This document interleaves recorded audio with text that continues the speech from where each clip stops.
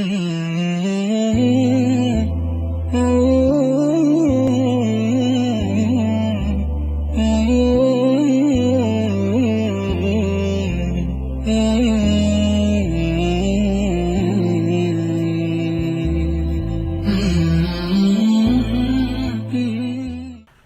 الله الرحمن الرحيم. الحمد لله والصلاة والسلام على رسول الله وعلى آله وصحبه ومن والاه. اللهم علمنا ما ينفعنا وانفعنا بما علمتنا وزدنا علما. لو أنا تري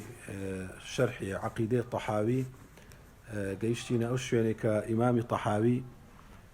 دفرمي خلق الخلق بعلمه وقدر لهم أقداره. متنكي دخينين إن شاء الله كباس قدره متنكي دخينين وديكين كردي باشام بدريجي دسينا ناو بابتك إن شاء الله عند إخوائي قول التوفيق ما بده فرمي أو دروس كراواني دروس كردية بزانستي خوي وهروها وقدر لهم أقدار هريتشي أندازو قدري دياري كراوي خوي لبودا ناينا وضرب لهم آجالا وكاتي دياري كراو لبو نمان ومردن لبو داناينا ولم يخفى عليه شيء قبل أن يخلقهم هيتشتك لو مخلوقاتي لخداي قورة بزرنب وبيش أوي كخلقيان بكاتن يعني باش أوي مخلوقات دروز بو وقتي بسر داهات قوراني بسر داهات هيتشتك لو خواي قورة نوينابي توا هموي بي أقادار بوا هيت علمتي لبو نوێنابی تەوە ئەوەی کەوا لە دەرسی ڕابردوو باسمان کرد ئەوە ئیمان بە قەدەر بە هەموو ئەو پایانەی مەراتیبانەی هەیتی کەوا گوتمان ئیمان بە عیلم بە مەشیئەت بە کتابەت بە خەلق وعلم ما هم عاملون قبل أن يخلقهم دەشزانی کەوا ئەو مەخلوقاتە ئەو خەڵکات چ دەکەن پێش ئەوەی کە خەڵقیشیان بکە چونکە يعلم ما كان وما سيكون ئەوەی دەبیتن خوای گەورە پێی ئاگادارە ئەوەی لە داهاتوو چ لە ڕابردوو چ لە ئێستادا وأمرهم بطاعته ونهاهم عن معصيته بەڵام کاتێک کە دەرێین هەموو شتێک ئاگادارە و مەخلوقە و پێشتر بە تەقدیرە ئەوە منعمان ناکا لەسەرەوەی کەوا برێن خوای گەورە ئەمریشی بەوەی کردیە کە ئێمە گوێڕایەلی بکەین و لەسەر ئەو گوێڕایەلیش پاداشت وەردەگرین و نەهی لەمە کردیەکەوا سەرپێچی فەرمانی بکەین و لەسەر سەرپێچیکردنەکەش سزا هەیە وكل شيء يجري بتقديره ومشيئته هموش تشيش بقدري أو بويستي أو دروات لو كوني لو مخلوقاتك أو خلقي كرديا ومشيئته تنفذ هرشتك أو ويستي بويستنشي تواو بأمرشي تواو برانديوا أو زيد بيتن لا مشيئة للعباد إلا ما شاء لهم خلق بندكان هيت مشيئتك يعني بري مشيئتك أو بيوي ببريني توا عبديش بيويشتشي ويستشي هبي ببرينيتوا اي عبدي جارك لجاران بسر بكويتن محاله بندكان هيت مشيئتك يعني اگر او اذن ندا او مشيئتي لسر مشيئتي وان نبيتن دبي او اذن بدا فما شاء لهم كان او ويستي لسر بي لبو او موجودات ولبو او مخلوقات ولبو بندكاني او ديت وجود كان يعني ديت وجود ليره وما لم يشأ لم يكن او كوا او مشيئة ويستي لسر نبي ناية وجود يهدي من يشاء ويعصم ويعافي فضله هدايتي أو كسيد ذات كوا أو ويستي لسر بي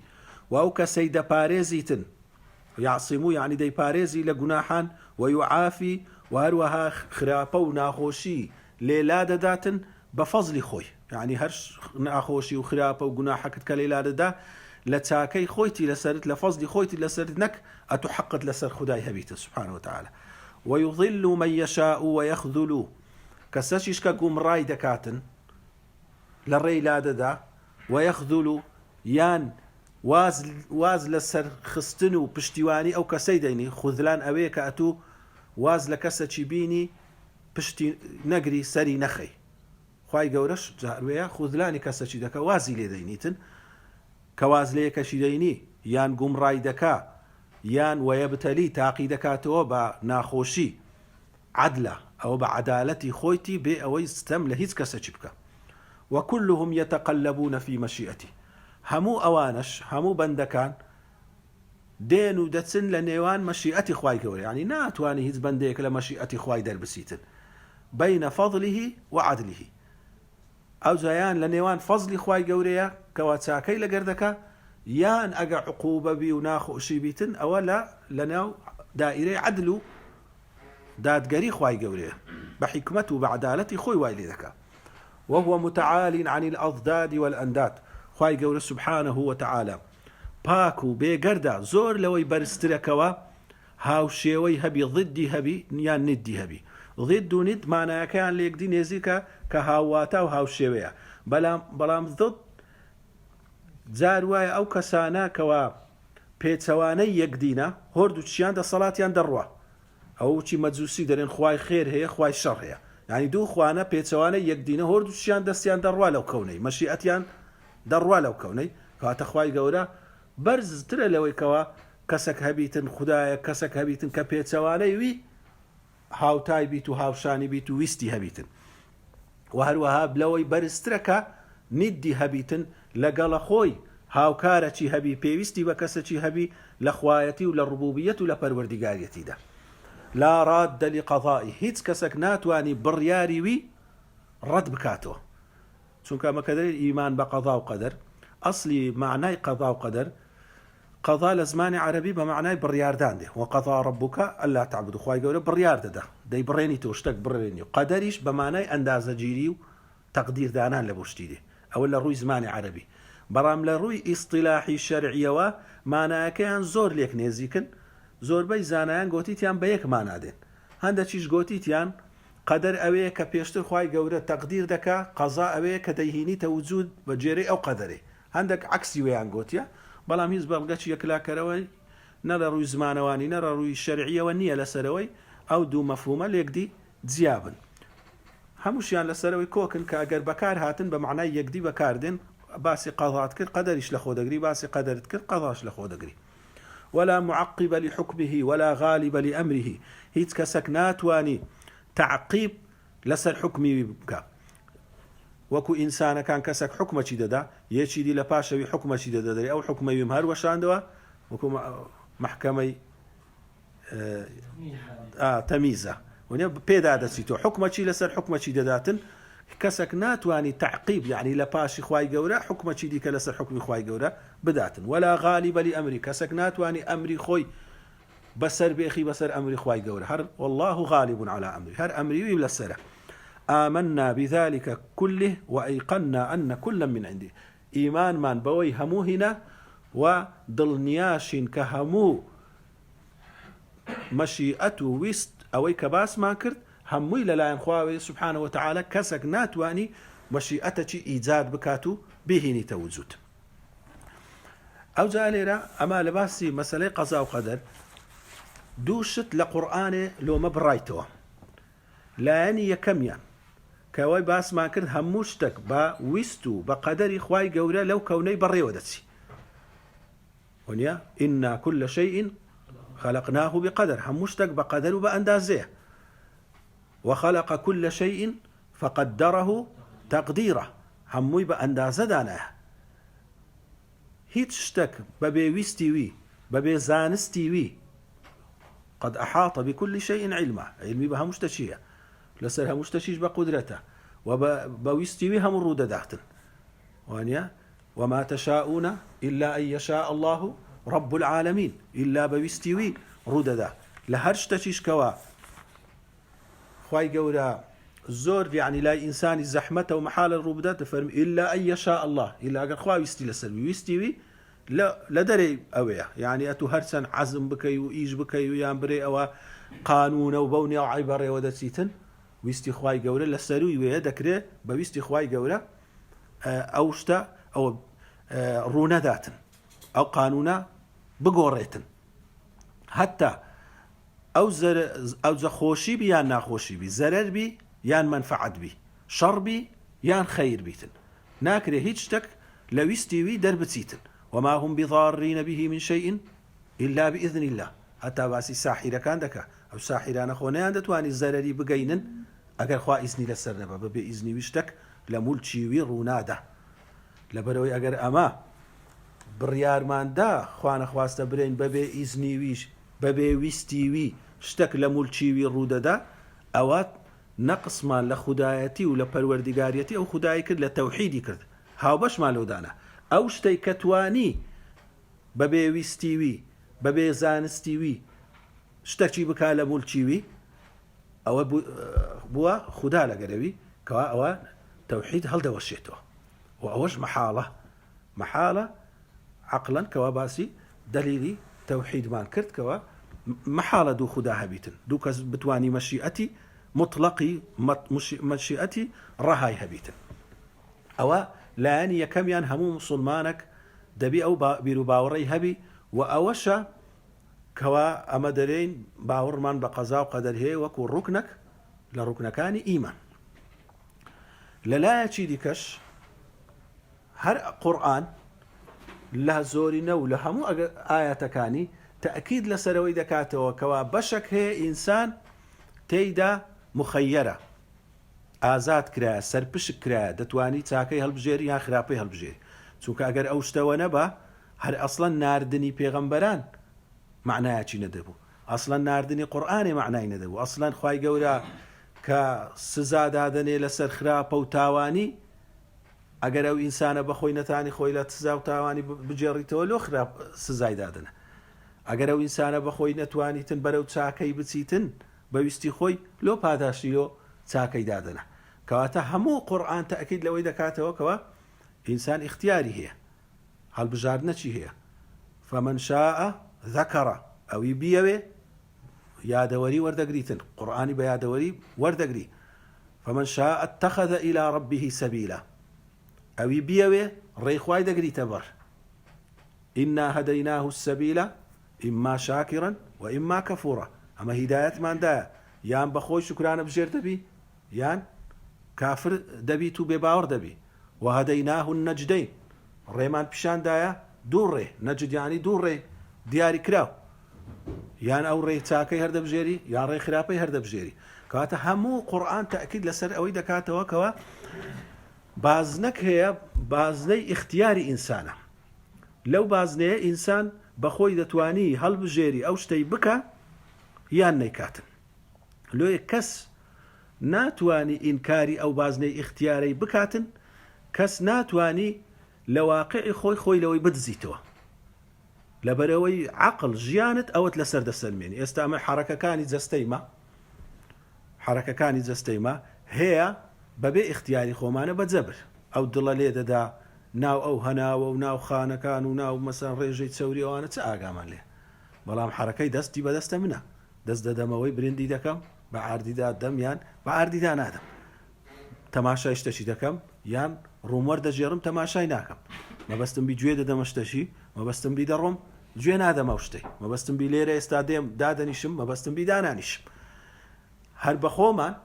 لەو ئەفعالانەی کە اختیاریە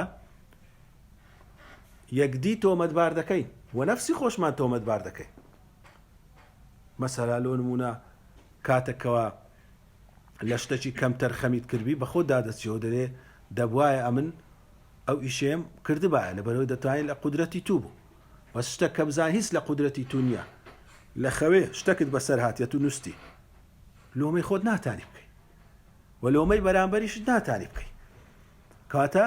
هەموو ئینسانێک بە واقعی لە ژیانی خۆی ئەو اختیاریەی بەکار دەینیتن ئەو جوزئە اختیاریە خۆی بەکار دەینی دەچێ بازاڕی ئەوەی دەکڕم ئەوەی ناکڕم ئەوم دەوێت ئەوم نایە ئەوم پێ جوانە ئەوم پێ ناشیرنە کەسێک ناتوانانی ئینکاری ئەو بەشە اختیاریەی بکاتن کەواتە لێرە ئەمە دووشتمان لۆ سەلمە ئەگەر هەموو شتێک بەڵگەی تەوحید و یەکتاپەرستی و خودایەتی و پەروەردیگارەتی ئەوەمان لەسە واجب دەکە هەموو شتێک بە ویستیوی ڕوودەدا بەبێ ویستیوی شتێک ڕوونادا هەموو شتێک بە زانستیویە و بەڵگەی عەقڵ و قورئانیش ئەوەمان لەسەر واجب دەکا کە ئەمە لە بەشەکی اختیاری لە بەشەکی مەجبورین ئەوە هیچ کەس باسی ئەو بەشەی ناکە ڕۆژ سبەینێ ڕۆژ هەردێ کەس خۆی مادی ناکە داخوا هەردەیان هەر نایە داخوا چ دەبیان چ نابی لە حەرەکەی زەوی و حەرەکەی مانگ و ئەوانە کەس خۆی تەکلیفی ئەو شتەی ناکە فکریشی لێ ناکاتەوە لەبەرەوەی ئەوە نەسپێردرایتە تو اختیاری توی تێدانی بە زوو خەمی لەوەی دەخۆین داخوا چەندی لۆمارە پێیا دەکەین و چ دەکەین و چ ناکەین و چ دەکڕین و چ دەپۆشین لۆ ئەوە تەکلیف و دەزانی ئەوە بە تو سپێردرایە ئەگەر نە ئەو کەسەی احتیزاز بەوەی بکاتن ئەوەی بکاتە بەڵگا برێخوای گەورە هەموو شتەشی لەسرە من دانایە لەبەر هەندێ بەهشتیان جەهەنەمی بڕاندیتەوە من نوێژێ ناکەم و چاکەی ناکەم ئەگەر ئەو فعلەن ئەو قەناعەتەی هەیە دەبی نانیش نەخوا لەبەرەوەی مادەمە تو دەزانانی خوای بڕاندیتی و عمری تو نانی مەخۆ دە 2-3 ڕۆژان هیچ مەخۆ بزانە وە دەکەی نەکاتە بە ناچاری هەموو ڕۆژێ ئەمە اختیاری خۆمان بەکار دەینین لەبەرەوەی خوای گەورە سنەت و یاسای خۆی لە بۆ ژیانی مە ئەو هادانایە بەشک بە اختیاری مێ ئەدی کو ئەمە کار و کردەوە چی دەکەین لای خوای گەورە پێ ئاگادارە و بە ویستی ویە و ئەو نووسیتی و لەلایەکیش ئەمە سەرپشتین و لە سەریشی مەسئولین چاکە پاداشتی چاکە خراپە پاداشتی خراپ کو ئەو دووشتا عەقلی مە لێکی بداتەوە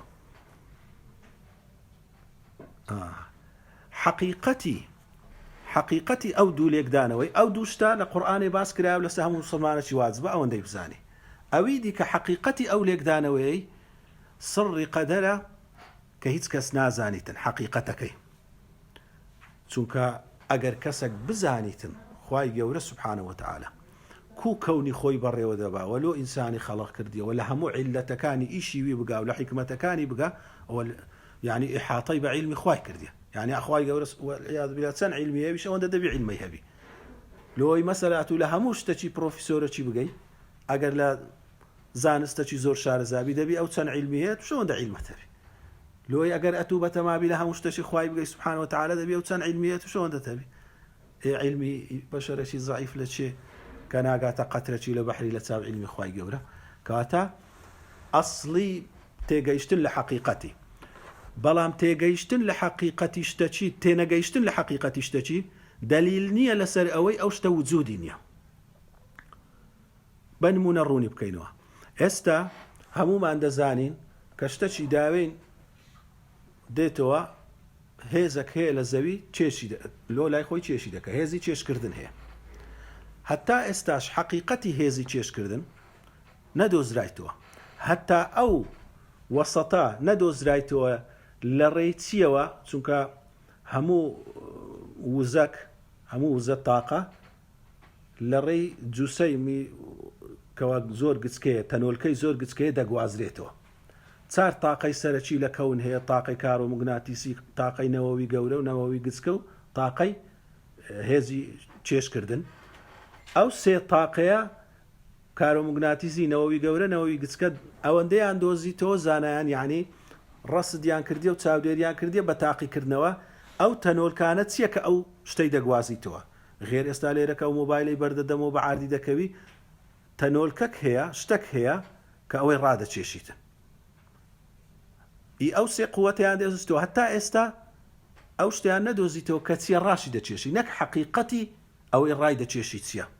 کە دەرێ حەقیقەتی و ڕادەچێش بەس باسی زەوی ناکەین باسی هەموو گەردوون دەکەین یعنی هەموو کەون و لە هەموو ئەستێرەکان ئەوە هەر یەکی شتی لە خۆی چێش دەکا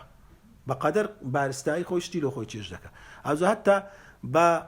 بە فەرەزی ناوەچیشیان لێنایە ناویان لەو تەنۆرکانە نایە گرافیتۆن بێ ئەوەی هەتا ئێستا کەسیش لە تاقیکردنەوەی دیت بیتی مەبەستەکە لە چییە کەس دەتوانی ئینکاری ئەوەی بکا برێ زەوی شتی چێش دەکا کەس ناتوانین ئینکاری ئەوەی بکە لەبەرەوەی ئەوە شتە چی بەرچاوە و هەموو کەس دەبینیتن ئەوە پێی دەرێن وجودی شەی ئەوە وجودەکەی دەزانین هەیە لەبەرەوەی ئاسار و شوێنەوارەکەی دەبینین هەموو دەبێ بەڵام حەقیقەتی شتەکەی چییە لە ئەسڵی خۆی ماهیەتی چییە ئەوەی کەس نازانیت کەواتە کاتێک لە حەقیقەتی شتێک ناگەی ناتوانی ئەتوو ئینکاری وجودی ئەو شتەی بکەی ئەمە ئەگەر لە حەقیقەتی قەدەر نەگەی ئاساری قەدەر وەکو باسمان کرد هەردوو لایەنی ئاساری تەوحید و ئاساری عەدالەتی خوای گەورە بە ئاشکرا لەکنمان دیارە کەواتە وجودەکەی کەوا ئەو خدایە سبحانه وتعالى لەگەر ئەوەی هاگ ئاشکر هەموو شتەکیش دەزانیت و هەموو شتێک بەویستی ویە لەگەر هەندێش عەدالەتە و ئەمەی تاقی کردیتەوە و اختیاری داینێ وجودی ئەو شتەی لەکنەمە دەبی بڕاوەبی بەڵام حەقیقەتی چییە ئەوێ ئەو سڕەی قەدەر کەوا عولەما دەفەرمون نە هیچ پێغەمبەرەکی نێزیک نە هیچ مەلائیکەتەکی نێزیک لە سڕەکەی تێناگە وەکو حەقیقەتی کەماهیە وەکو حەقیقەتی کەماهیە بەڵام لەگەر هەندێش ئەو نمونەی هێزی چێشکردنمان دیتەوە موچینە ئێستا ئەم شتەکەم لەبارە خوێندیتەوە لە هەندێکتان شتێکی زیاتر لێ بزانم بەڵام هێشتا لە حەقیقەتی کەی زۆر دوورم لۆیە دەکرێ باسەکی قەدەر بکرێ بە نمونە هینانەوە لۆ ئەوەی ئەمە بگەینە پلەچی لە تێگەیشتنەکی زیاتر یان تەسەوڕەکی وجودەکەی زیاتر بکەین بزانین کە شتێک وجودی هەیە یعنی مەحاڵ نییە کە خوای گەورە هەموو شتێک لە کنەوی نووسرایتەوە و بە مەشیئەتە لە کاتێک ئەمەشی تاقی کردیتەوە مەحاڵ نییە وجودی ئەو شتەی ئەگەر مێشکت سەری لێ دەردەچیتن ئێستا ئەمە بە چەندین نمونە مەسەن ئەو حەقیقەتەی ڕوون دەکەینەوە نمونەی هەرە سەرەکی کە بەس لۆ ئەوەی زیاتر لە وجودەکەی تێبگەین ئەوەیە کە ئەگەر ئەمە قەڵەمی بدەینە دەستیەکەچی قەڵەمی بدەینە دەستیەکەچی کابرا بە قەڵەمی شتەشی نووسی چێ هەنووسەرە ئەوی قەڵەمی دایتەیان ئەوی شتەکەی نووسە ئەوی شتەکەی نووسە ئەتوو کە قەڵەمت دایتێ پێت دەگۆترێ نووسەر پێت ناگۆترێ نووسەر کەواتە ئەوە ئەگەر خوددا سبحانه وتعالى ویست و مەشیئەتی ئینسانی خەڵق کردبی ویستی دابیتەوی گۆتبیی بە کەیف خۆت ئەتوو چ دەکەی بکە چاکە و خراپە ئەتوو بە خۆت خەڵقی دەکەی و دەیهێنیە وجود وەکو ئەوێ ئەو ویستەی دابیتە دەست بەشەری بە خودای ناگۆترێ خالق هەنجی بەس بە ئینسانەکەی دەگۆترێ کە ئەوەش مەحاڵە تێگەیشتن لەوەی کاتە ئەوە نمونەی یەکەمە کەوا بە کەسێک بەوەی دەگۆترێ نووسەر ئەدی ئەگەر کابرایەک دەستی شەلەل بوو هیچ ئیشی نەدەکرد مردی بوو یان لە خەوێدا بوو ئاگای لە خۆ نەبوو چووی پەنجەت گرت و قەڵەمەکرد لە ناونا شتت پێ نووسی بەچێ دەگۆترێ نووسەر ئەتوو بە خۆت هیچ دەستت نەکردە قەڵەمی بە پەنجەکانی ویت نووسە بەڵام بەچێ دەگۆترێ نووسەر بە کەسی کەوا ئاگای لە خۆیەوە ئەو دەستی گرتیە بە کەسی دەست شەلەکە ناگۆترێ نووسەر حالەتە چیریکەمان هەیە ئەگەر ئێستا شتێک پێیا بووە زیاتر ئینسان دەتوانێت تەسەووڕی بکاتن جیهازێک پێیا بووە لە ئەو کەسانێکەوە یعنی تووشی ئیفلیجی بووینە و تووشی شەلەلی بووینە و چی ئەو کابرای زانایە فیزیایەکە هەبوو ستیفن هۆکینگ نازەم دیتی تانیە لەسەر کۆمپیوتەرەکی بوو دائیمەن ئەو جیهازە پێ ئەوەی ئەو حەرەکەی هەبیتن یان نوتقی هەبیتن بەو کارەبایەتەی ناو دڵی کرد ویست و قەسدی شتەچی دەکرد هەولی دەدا ئەو جیهازە بیخینیتەوە و دەینووسیەوە ینی ڕێکخستنەچیشی دەکرد و دەینووسیەوە پاشان بە دەنگ دەری دەبڕی باشە لەو حالەتەی بەچێ دەگۆترێ نووسەر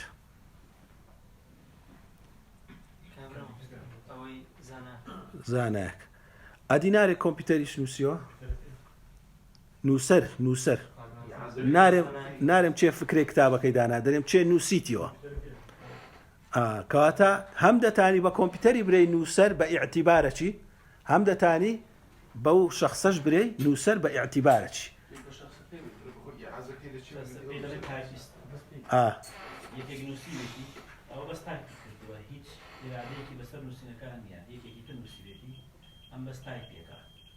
نە ئەو جیهازە بەس تایپکردن نییە ئەو جیهازە بەرمەجەکی وچی ئەوەی زەکای ئیستیناعیە یعنی بەخۆی بەس فکرەی دێتن حرفەشی دەردەبڕی بە گوێرەی نووسینەکانی قەدیمیوی بە گوێرەی حالەتیوی هەوڵ دەدا بزانیتن فکرەیوی چییە دای دەڕێژی ینی هەر ئەوە نییە وچی نووسینی سەرکی بۆردیمە ئەو جیهازە هەوڵ دەدا فکرەی تو بخینیتەوە بەخۆی دای دەڕێژیتن کاتە بەخۆشی بەشدار دەبیتن لێرە هەم بە کۆمپیوتەری دەگۆترێ نووسەر ئەتو دەرێ بە کۆمپیوتەری نووسیتم هەمیش بە کابرای دەگۆترێ نووسەر هەر یەکیان بە ئیعتیبارەچی کابرا ویست و مەبەستی هەبووە بەس چێ نووسینەکەی هینایتە وجود جیهازەکە ئەلێرە علەمای ئەهلی سونە و جەماعەت لە مابەینی ئەهلی جەبر و تەعدیل دەرێن کاکە هەر فعلە کە ڕوو دەدا لەو فعلانەی ئەمە دەیکەین مەسەلەن کەسە کوژرایە دەکرێ برێ خوای گەورە کوشتیتی دەکرێ برێ عەمر کوشتی عەمر فعلا کوشتیتی بەوەی کە بووە سەبەب خوای گەورە کوشتی بەوەی خەڵق و ئیجادی کوشتنەکەی ئەو هینایەتە وجود لەبەرەوەی ئەتوو کە دەتەوێتن مەسەلا هەر حرەکە یەک پەنجەیە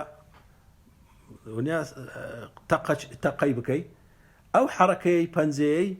ویست و مەبەستێک لە ناو دڵت دروست دەبی هەر ئەوەندە ئیشی تووە ئەتوو لە سەرەوەندەی کەوا گوناحبار دەبی کە ئەو ویست و مەبەستە گەیشتە دەرەجەی عەزم بڕیارت لەسەردا کە ئەوەی بکەی خوای گەورە لەگەر ویست و ئەوەی تو تاقیکردنەوەی تو لەویە ویستت ئەوها پەنجەت بجوولێنی تەواو خوای گەورە خەڵقی پەنجە جوولاندنی لەو کاتی لۆ تو دەکا لەگەر ویستی تو یعنی نەک ئەتوو خەڵقی بکەی لۆیە بەخوای گەورە دەگوترێ خالق بەو ئینسانەی کەوا ئەو ویستەی هەیە پێی دەگوترێ کاسب کەسبی خراپەی دەکاتن ئەو لەسەر ئەو مەیلەی گوناحبار دەبی کە ویستی هەبوو عینەن پەنجە جوولاندنی دەکرێت کەسێک ویزبیت یەکەچی بکوژی ئەتوو بەس بە پەنجە جوولان نەچی پەنجەی ویلابەی ئەو کەسەی لە کوشتنێ ڕزگارکەی یان سیارەی ئەوها لۆلای کەسێکی ببەی بەنیەتی کوشتن یان بەنیەتی لادان لەوەی نەیکوژی عینەن حرەکە بوو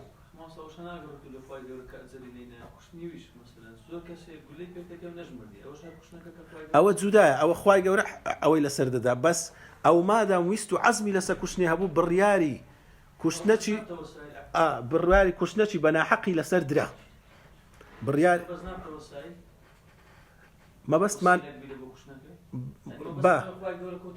مەبەستمان لێرە ئەوەیە کەوا ئینسان بەخۆی خەڵقی هیچ شتێکی ناکە ئەوە لە هەندێکمان برێ ئینسان خالقی هیچ شتێکی نییە ناهێنیتە وجود برێ عەمەلی خراپە وەکو قەدەریەکان وەکو معتەزیلەکان ئەو هایلۆچون دەڵێن عەمەلی خراپە خوا خەڵقی ناکە ئینسان بەخۆی خەڵقی دەکە هەنجی خالقیەتی دەدەنە پاڵ ئینسانی ئەوە لە هەندێک برێ خەڵقەکە هەر خودایە هەموو شتەچی گوناحباری مەش لەسەر ئەو ویستەیە کە دەمانەوێت ئەو خەڵقە ببی خوای گەورەش بە گوێرەی ویستیمە بە حکمەتی خۆی دەیەوێتن ببیتن ئەو جالێرە ئەو ئەمرە لە مابەینی ئەو دوێ وچی باسما کرد ینی قسەی زۆر جوانم خیندەوە لە یەکێک لە کتابەکان کە دەجێڕنەوە دەدەنە پاڵ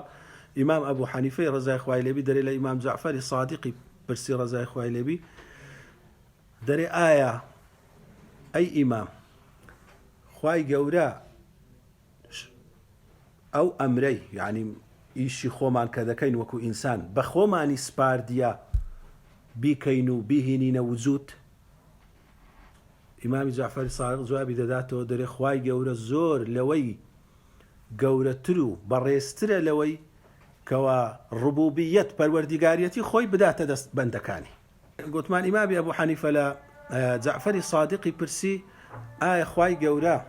ئەو ئەمرەی داتە دەست ئینسانی بەخۆی بە ویستی خۆی و بە خەڵقی خۆی خراپەی دەکات و شتەشی دەکات کە ئەو ویستیشی لەسەر نییە ئەوش گوتی خوای گەورە لەوەی بەرزترە کەوا پەروەردیگاریەتی خۆی بداتە دەست بەندەکانی وتی باشە ئەدی خوای گەورە ئەمەی مەجبور کردیە و بە زۆری پێمان دەکات خوای گەورە لەوەی عادلترە کەوا شتەکت بە زۆری پێ بکە پاشان سزاش لەسەر بدە وتی ئەی ئیمام ئەدی کووە گوتی بەینە وتی لەو نێوانەیە نە زۆریت لێ دەکا نە ئەتوش خەڵق دەکەی نە زۆریت لێ دەکا نە ئەتوش خەڵق دەکەی لەبەرەوەی چی باسمان کرد ئەو دوو شتە کێشە و بێشەی زۆر لەسەر دروست بووە ئیوا هەیە زیاد لەوەی ڕۆیشتیە کە برێ هەموو شتێک بەویستی خوای گەورەیە هەتا گەیشتە ئەو دەرەجێ گوتی خوای گەورە ئینسان هیچ ویستەچی نییە و هیچ هەڵبژارنەچی نییە و جەبرە و لەسەری دەبی ئەو هابکە ئەوە پێیان دەگوترێت جەبریە هیواشەیە لەلایەنەکەی دی زۆر ڕۆیشتیە کە ئینسان خوای گەورە هەڵی بژاردیە و تاقی کردیتۆ و سەرپشتی کردیە گۆتیتی خوای گەورە هیچ عیلاقەی لەوە نییە خراپە بەبێ ویستیوی ڕوودەدا لە گەردوون ئەوەش دیسانەیە لە تەوحیدی نەقسی دروست کردیە ئەوانە کەوا معتەزیلە و قەدەریە بوون ئەوجا لە یەک لە سەرەکانی قەدەری ناوی عەمری کوڕی عوبەیدە دەرێ جارێکی دانیش بوو لە مەجلیسێکی ئەعرابیەک هات گوتی حوشترەکم لێ بزر بووە دوعام لێ بکە بینمەوە گوتی ئەی خودایە و ئەعرابیە فەقیرە حوشترەکی لێ بزر بووە ئەتوش عەفوەن گوتی حوشترەکم لێ دزرایە دوعام لێ بکە بیبینمەوە گوتی ئەی خودایە ئەو عرابیە فەقیرە حشترە چی لێ دزرایە ئەتوش ویستت لەسەر ئەوەی نەبووە بدزرێ بەویستی تو نەبووە کە دزرایە لەبەرەوەی ئەو بەڕوای بۆی بووەکەوە ئەوە بەویستی خوای ڕوونادا بەویستی تو نەبووەکەوە ڕوویدایە خدایە لۆی بجێڕیەوە دەری عرابیەکە گوتی هەرگیز عرابی لە هیچ عیلم و شتیش نازانێت گوتی وەڵای تازە هەر بە تەواوی بێ ئومێد بووم لە حشتەکەم گوتی لێ گوتی خدایەک شتێک ڕوویدایە بە بێویستیوی تازە چ ئومێدم پێوی بە بلۆم بجێڕیتەوە ئەدیگە دزەکە دیسان ویستی لەسەر نەبوو وەنیە مادام دز بتانی ویستی خدای ڕەت بکاتەوە ئەوە دەبیتن ئەجا ئەلێرە ئەوانی ئیواشەیە گوتیتی ناجەبرە و بە کەیف خۆی خوای گەورەی وەکو برەی بە زۆری پێت دەکاتن ئەهلی سونەش لەو نێوانەی چونکە بەڵگەکان وچی باسمان کرد هۆرد لایانی لۆمە دەبڕێنەوە هەتا قسەی دیکەی خۆش هەیە ئەبوو ئیسحاقی ئیسفراینی کە یەک لە گەورە زانایانی ئەهلی سونەتە لەکن ئەوە چی دەبیتن لەکن یەک لە والیەکان دەبیتن دەرێ قاضی عەبدولجەبار کە یەک لە گەورە سەرانی معتەزیلەی بوو پیاوەکی ئەوی زۆر زیرەکە یعنی بە نمونە دەیندرێتەوە لە تاریخ لە زیرەکی هاتی تەکن ئەبوو ئیسحاقی یەکسەر کە دیتیتی ئەوە لە کنوالیە وەکو برێ تعلیقەشی لێدا لە فکرەی وی لە ئەوەی وی وتی سبحانە من تەنەزەه عن الفحشاء وتی پاک و بێگەردی لە ئەو خودایکەوە لەوی ناوەشێتەوە خراپە و ئیشی قێزەون و گوناح مەمعنای ئەمگۆ دەرێن گوناح و تاوان خدا دەکە ئەمە دەرێن خوا ناکە ئەو قسەی معتەزیلیەکەی بوو أبو إسحاق إسفرايني جوابي داوا قوتي سبحان من لا يقع في ملكه إلا ما يشاء قوتي باكو بيقردي له أخواي كلا ملكي ويشتك رونادا ببي ويستوي ها معتزلة أم قدرن اشتك لملكي رودا ببي ويستوي أو جارة قاضي قوتي آي أخواي قولة ويستي لسروي أما قناحي بكين ويستي لسروي يعني كأنما أوي باشتشي دور زاني كخوا ويستي قناحي هبيتن أبو إسحاق جوابي داوا قوتي أدي خواي قورا شتشي لن ملشي دكري ويستك دكريتن قناح دكريتن غصبا لسري تشتي وادا بيتن أو جا قاضي قوتي أجر خواي قورا هداية بي بدا يعني أمن لهدايتي دور بيخي توا قوم رام بكاتن خرابي لقا كرديما يعني باشي لقا كرديما أبو إسحاق جوابشي وهاي داوا كتسيدي كنيتواني قصيبك قوتي خراپە کردن و باشەکردن لۆ کەسە چیەکەوە بەخۆی ساحێبیش دەچی بی ئەگەر ئەتوو بەخۆت ساحێبی باشە و خراپەی بی خوای گەورە دەکرێت پرسیاری لێ بکرێتن بەس ئەو بەخۆی خاڵقی هەموو شتە چیە ئەوی ساحێبیش دەچی بی پرسیاری لێ ناکرێت یعنی لۆ نمونە کاتێکەوە ئەتوو قەڵەمی ببەی قەڵەمەکی ببەی ئەگە ئی یەکەچی بی پێی دەگوترێت دزی بەس ئەگەر قەڵەمەک ئی خۆت بی لەوێ ببەی وانك نويش بيتن أو بيناغو تريدزي لما بخوت صاحبي كواتا بجيري اعتباري أو كخواي قور خالقي همشتشي هرشتك لملشي والرودا أو خداه سبحانه وتعالى بحكمتي خوي وبويستي خوي ببي أو الظلم لكزبكاتن لكوني رودة ذات أو طبعا تماشي قرآن يشبكين هربوا شوية قرآن لنيوان أو دولانية تماشى بكين لزور آياته قال الملأ الذين استكبروا من قومه لنخرجنك يا شعيب من أرضنا أو لتعودن في ملتنا قال أولو كنا كارهين قوم شعيب بشعيب يانقول أما أتو دردنين يا دبي بقريوه شعيب تجوابي دانو قال قد افترينا على الله كذبا إن عدنا في ملتكم قلت براستي أما شتي افتراء قورة من برامبر خواي قورة دكين أقر بقرينا وسر ملتين كواتا إيشي قرانا وسر كفري دا بالا خوي يعني من دا قريموها وانيا إن عدنا بعد إذ نجانا الله منها باش أوي خواي قورة أما يباراس لو كفري أو زارا درهاتن لا كفري لو إيماني دا بال خواي قورة زارا شي دا بالا خوي أو زارا دا باي خواي قورة باش عندي ساندر إلا أن يشاء الله ربنا إلا أقر خواي قورة ويستي للسربيت يعني أو زور واضحة وما رميت إذ رميت ولكن الله رمى أوي كواءتو أو تيراني دتان هاوشت إذ رميت كاتك دتان هاوشت كات دايا بالشي دايا بال خوان هاوشنك ولكن الله رمى خواي قوله هاوشتيتي كاتب اعتبار شيء تو هاي وشتيت باعتبار الشيء وهاي وشتيتي طبعا قرآن بريتي لوي آية كان يكزار زورن وكبود فرمي فأما من آمن واتقى وصدق بالحسنى فسنيسره لليسرى أو كسيكوا إيمان بينيتن كواتا إيمان هنان دايت يبالتو دري أتو إيمان بينا ديار بتو دكري واتقى وأتو خوب ببارزة وصدق بالحسنى وأتو بو بلينان وبهشتو بلا إله إلا الله براس بزانة أو زد فرميس فسنيسره لليسرى أو الريقاي لو آسان دكين أو كسا أجر أتو ويستي أوت لدر عزم تكرت كوا خود لجناح بارزيان ساكا تشيبكي خواي جورش أوت له آسان دكاتن بويستي خوي وأما من بخيل واستغنى أو عكسي وي بيويتن كارتش خرابكا يان خوي لتاكي بدور بقريتن وكذب بالحسنى وبراستيا كان بدرو بخاتوا فسنيسره للعسر أوش كاتك أو يستيدك بجيري أو ديويتن خرابة أو خرابة لوي ديت وجود أوش بحكمتي خويتي سبحانه وتعالى لوي كوا البيغمبر يجدفر صلى الله عليه وسلم آية أما ما دام همشتك برايتوا وازل عمل بينين فرمي اعملوا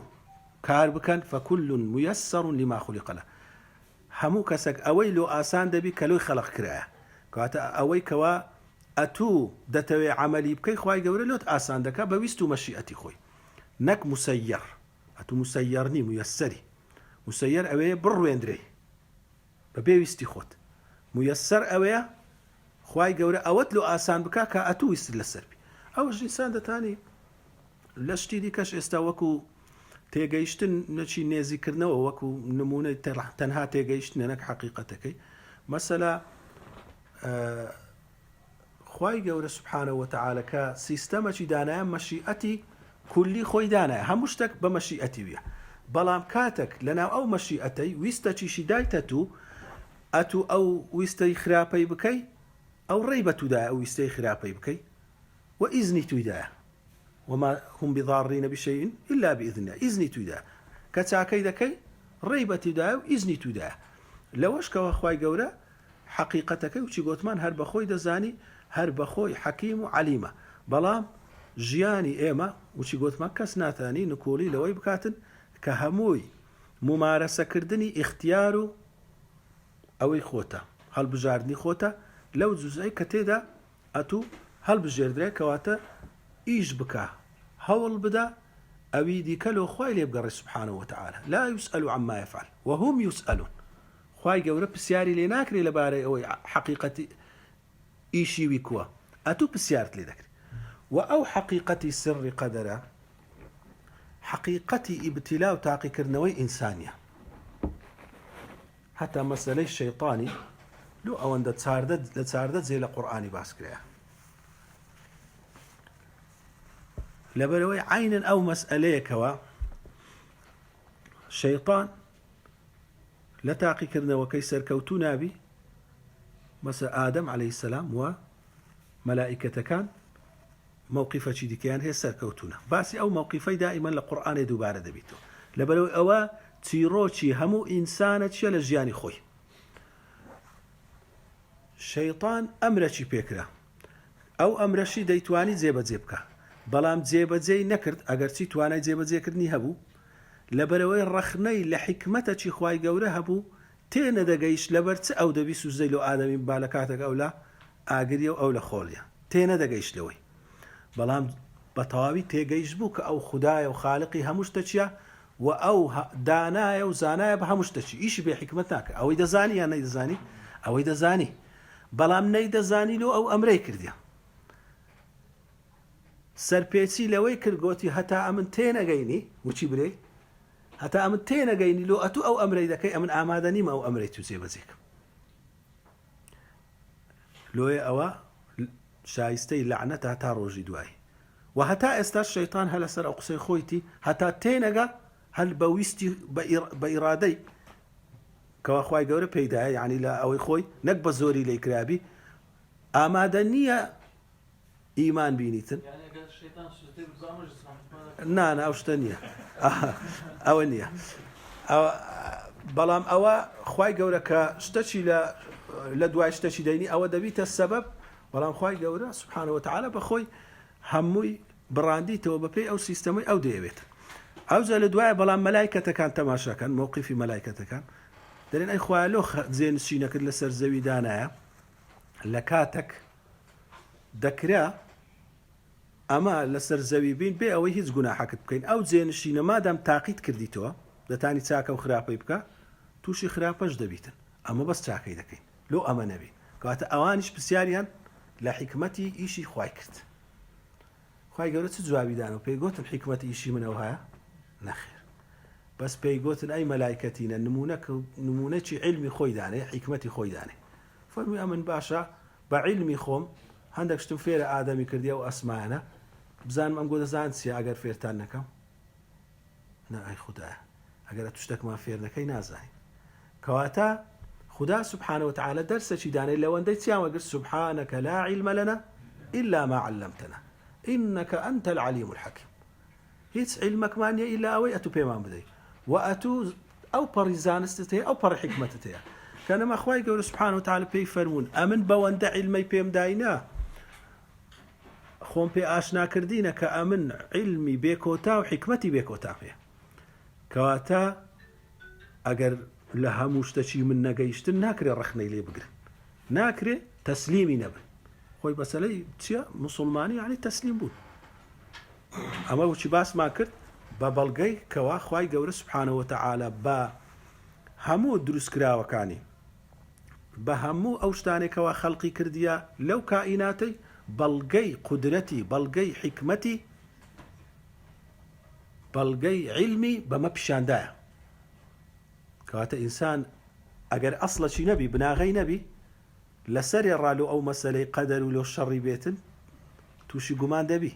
بەڵام کە لە ئەسڵەوە لەو بڕوە تووشی ئەو گومانەی نابیت چونکە دەزانیتن بیر لە خانەچی بکاتەوە بیر لە گەردیلەچی بکاتەوە لە زەڕەچی بکاتەوە دەزانی ئەوە لەلایەن کەسەکەوە خەلق کرایە و بەڕێوە دەبرێت کە علمی بێکۆتای هەیە بەبێ علمی بێکۆتا نابی و حکمەتی بێکۆتای هەیە هەموو شتەچی لە جێی خۆیتی بەبێ حەکیمی مطلق ئەو ئیشانە ناکرێت لە مەخلوقاتی ئەمن نابووم ئەو جەستەی من ئیش ناکە و دەزانی توانای مطلقی هەیە کەواتە کە ئەتو ئەو ئەساست هەبوو دەبی لەبیدی تەسلیمی خوای گەورەبی سبحانه وتعالى و بە حەقیقەتیش ئەوەی لە بۆمە ئاسان کردیەکەوە ئەمە هەر دەستینیان نوێژی دەکەین یان نوێژی ناکەین یان ئەو پارەی لە دەستمە لە چاکەی بەکاردەینم یان لە خراپەی بەکاردەینم هەموو کەس ئەو حەقیقەتەی لەبەردەستی خۆیتی ئەوی دی کووە لەکن خوای گەورە پێوێ لە ئیشی خوای تێبگە ئەوە وەچی باسمان کە سڕی ویە و ئەوە تەجاوزکردنە لەوەی کەوا سنووری تووە و پێویستە ئەتو هەدبیتن ئەوزە ئیمان بوون بە قەدەری خوای گەورەش زۆر ثەمەرە و بەروبوومی هەیە یعنی ئەتو تەسەوڕکە ئەگەر کەسێک باوەڕی وابیتن غەیری خوای گەورە دەتانی بە خۆی شتی بکاتن مەشیئەتی هەبیتن کەواتە دنیا یەک پارچە دەبیتە تاریچی یعنی ئەو کەونە سیراعە ئەو دەیەوێت شتەچی بکە ئەوی دی دەیەوێت شتەچی بکە ئەوی دی دەیەوێت شتەچی بکە یعنی بێ ساحێب دەبی بێ ساحێبیش بی یعنی وجودی نابی هەمووی خەراب و تێکچوون دەبیت کەواتە ئەمە لەوەی کەوا دەبینین هەموو شتێک بەڕێک و پێکە و بە قەدەری ویە دەزانین ئەو کەونە ساحێبی هەیە بە ساحێب هەبوونێ وەکو ئەوەی ئەتوو لە سەحرایەکی پڕی درڕندەبی